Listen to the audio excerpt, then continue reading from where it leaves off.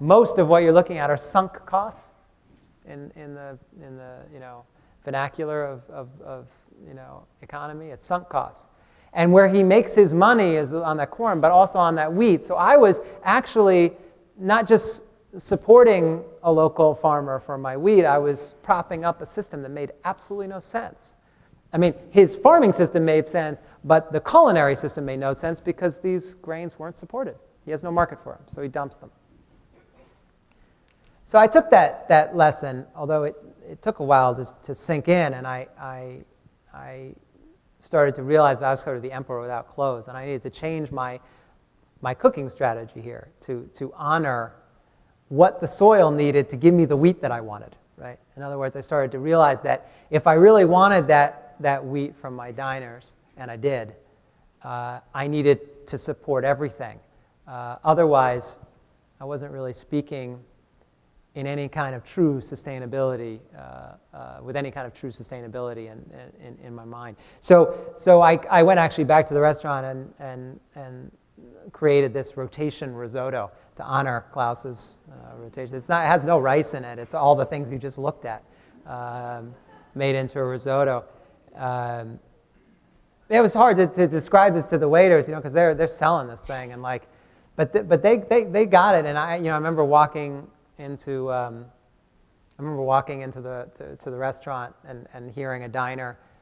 In New York, they say, out here, you'd say, oh, well, how interesting. What is a rotation risotto? In New York, it's like, what the hell is a rotation risotto? And you hear that all the time. And the waiter that I heard, I thought caught it perfectly, said, it's the nose-to-tail eating of the whole farm.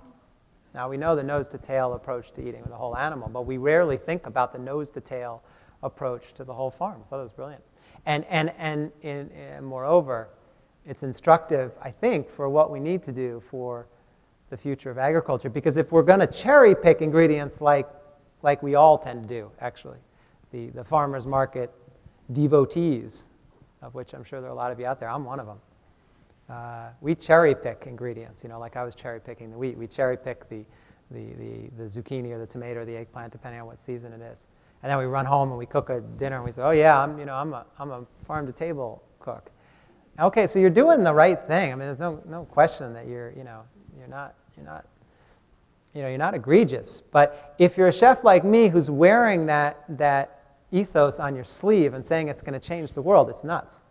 Because we know it's not going to. I mean, we know just from the last decade of this movement, which has spread like very few movements of the last generation, it's not really changing the food system. It's not making a dent.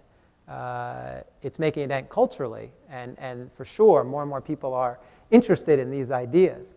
But we've got to get farmland to graduate along with our interest in this kind of better food. It's a little bit like the Woody Allen thing, the farm table, a little bit like Woody Allen, where the story is, there's a guy drowning and a yacht pulls up 50 feet away, and the guy in the yacht throws the dude drowning a 25-foot rope.